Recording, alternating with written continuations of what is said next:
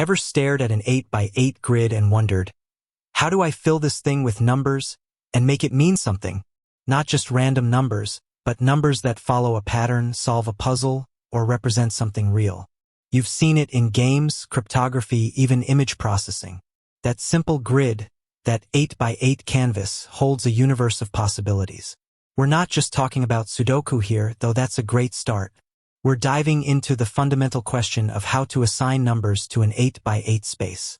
The rules, the logic, the sheer creative potential. Think of it like this.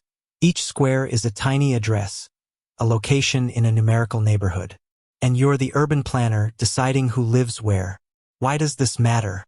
Well, think about digital images. That picture on your phone? It's essentially a grid of pixels. Each pixel assigned a number representing its color. Change the numbers, change the image. And it's not just pictures. Think about data storage, matrix operations in computer graphics, or even the way your computer represents memory. That 8 by 8 grid is a foundational structure, a building block of the digital world. Now let's break down the layers. The first layer is the grid itself. 8 rows, 8 columns, 64 individual squares.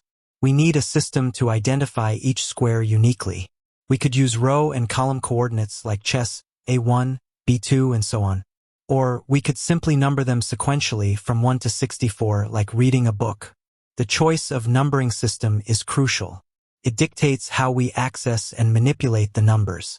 For instance, if we want to represent a grayscale image, we might assign numbers from 0 to 255 to each square, where 0 is black and 255 is white.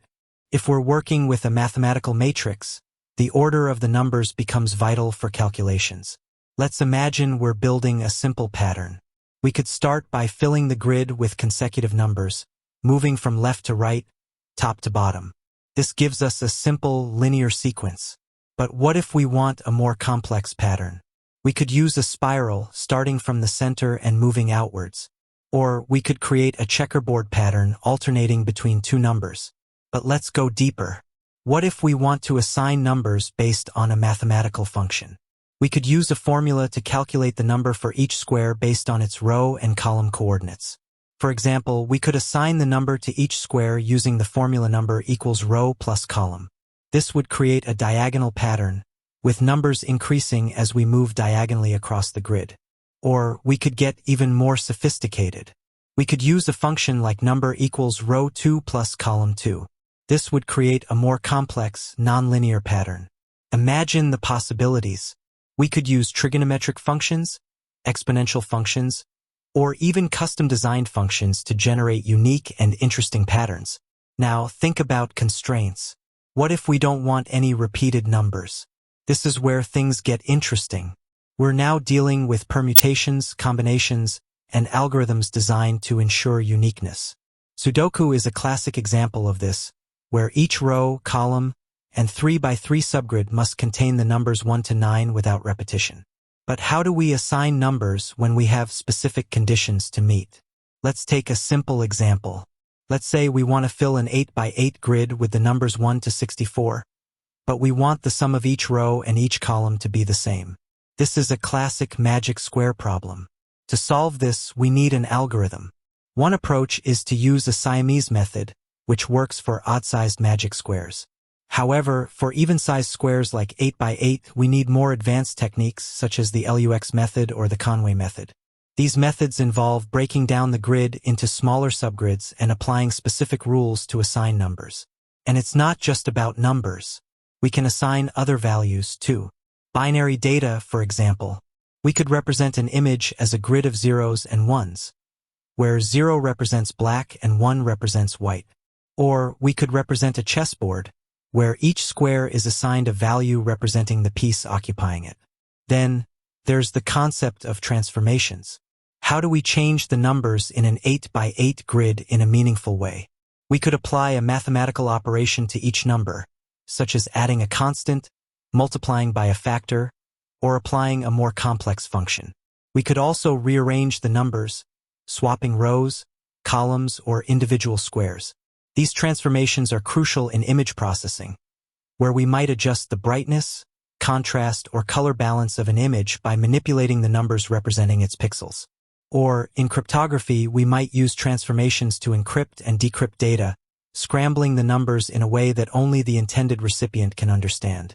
Let's not forget the power of visual representation. Numbers in an 8 by 8 grid can be visualized in countless ways.